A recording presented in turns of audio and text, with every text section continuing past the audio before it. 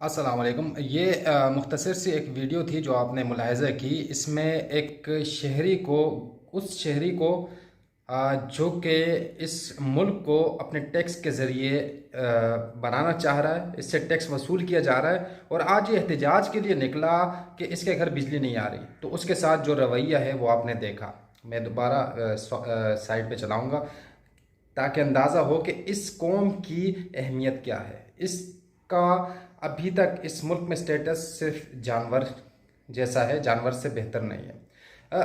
हमसे वोट लिया जा रहा है, हमसे टैक्सेस लिए जा रहे हैं। इनको जब ज़रूरत पड़ी हम पर टैक्स लागू किए गए, अगर मज़ीद ज़रूरत पड़ी मज़ीद टैक्स लागू किए गए। नतीजे में क्या मिल रहा है?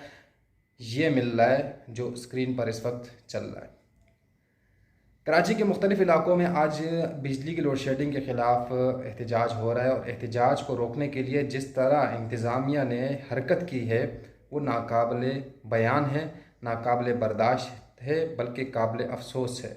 आप इस कौम को दे ही क्या रहे हैं? बिजली आप नहीं दे रहे, गैस आप नहीं दे रहे, बिजली गैस पानी बाकी ज़रूरियात, सड़कें टूट फूट का शिकार। आप अगर मोटरसाइकिल पे सदर से दूसरी जगह पर जाएं तो अगले दिन शर्ती आप बीमार होंगे, क्योंकि इतनी डस्ट है कि आप ठीक रह नहीं पाएंगे। फुटपाथ्स नहीं हैं, जितनी भी गैर कानूनी काम हो रहे हैं सब के सब हैं, कानूनी कुछ भी नहीं है। और जब वक्त आता है तो ये डंडा लेकर आवाम के पीछे पहुंच जाते हैं। तो ये छोटी सी एक क्लिप थी और इसके बाद मैं आपको बाकी भी क्लिप्स दिखा रहा हूँ साथ साथ। जो एहतजाज था, मुख्तलिफ सड़कें बंद हुई। सड़कें बंद होने से भी आम लोगों को ही मुश्किलात का सामना करना पड़ा, लेकिन आवाम को मजबूर किया जा रहा है। आवाम को इस बेहिस निज़ाम ने, इस बेहिस हुकूमत ने इतना मजबूर कर दिया है कि ये वो आवाम है जो कि मुसलसल बेवकूफ़ बनती आ रही है। जैसे कि आज जमीयत उम्मा इस्लाम सिंध के जो हैं सुमरो साहब, उन्होंने एक बयान दिया है कि ज़रदारी भगाओ सिंध बचाओ मुहिम का आगाज़ करेंगे। अरे भाई, सिंध बचाओ या मुल्क बचाओ, तुम तो वहाँ पर वफाक में उसके साथ बैठे हुए हो। तुम लोगों ने गुज़िश्ता जो हुकूमत थी मिलकर गिरा दी है। सिंध में तुम लोग ये मुनाफिकत कर रहे हो। तो ये सोचने वाली बातें हैं। ये वो आवाम है, यानी बेवकूफ़ बनते बनते इनका ये हाल हो गया है कि इनको ये पता ही नहीं होता कि हमारे लिए सही क्या है, गलत क्या है।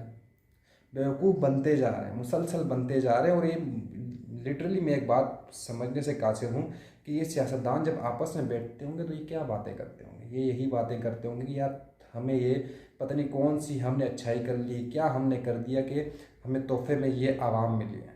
यानी वो आवाम जिनको आज़ादी के बाद जीने का हक नहीं दिया गया, जीने का हक जिनसे छीन लिया गया और जिनको जानवरों से भी बदतर रखा जा रहा है। रियासत की ज़िम्मेदारी है बुनियादी सहूलियात फराहम करने की, रियासत फराहम नहीं कर रही है। बस रियासत का काम यह है कि हुकूमतें गिराओ, हुकूमतें बनाओ, पैसा ज़ाती अखराजात के लिए, ज़ाती आसाइशों के लिए अगर पैसा नहीं है तो टैक्स लगाओ और अपनी ज़रूरियात पूरी करो। जहाँ पर आवाम की बात आ जाती है तो आवाम के पास दो सूरतों में जाना है। एक वो सूरत है जब इनसे वोट लेना है, दूसरी सूरत वो है जब इनके पास एक बयान होता है कि मुल्क बहुत नाजुक दौर से गुज़र रहा है, इसलिए हमें आवाम की ज़रूरत है। आवाम बेचारी पिसी हुई, उसके पास खुद खाने के लिए कुछ नहीं है, लेकिन मुल्क के लिए वो हाजिर हमेशा। तो कहने का मकसद ये है कि कुछ आप नहीं दे रहे, आप बिजली नहीं दे रहे, पानी नहीं दे रहे, एहतजाज करने का हक भी छीन रहे हैं। आप इस तरह तशद्दुद कर रहे हैं, लोग घसीट रहे हैं, यानी इस तरह घसीट रहे हैं कि जैसे कोई जानवर हो। जानवरों को भी नहीं घसीटा जाता ऐसे। तो कहाँ जाएं ये लोग, क्या करें? ये तो ऐसे लग रहा है दो पाकिस्तान हैं। एक इन लोगों का पाकिस्तान जहाँ पर आसाइशें हैं, सहूलियात हैं, इनको सब कुछ दिया जा चुका है, मराद दी जा चुकी हैं। एक वो पाकिस्तान है जहाँ पर मेरे जैसे और आप जैसे लोग रह रहे हैं, जो कि जिनकी हैसियत एक किराएदार जैसी है, जो कि कुछ दिन के लिए हैं यहाँ पर, मजदूरी करेंगे, इस हुकूमत की तिजोरियाँ भरेंगे और फिर मर जाएंगे। बात ख़त्म।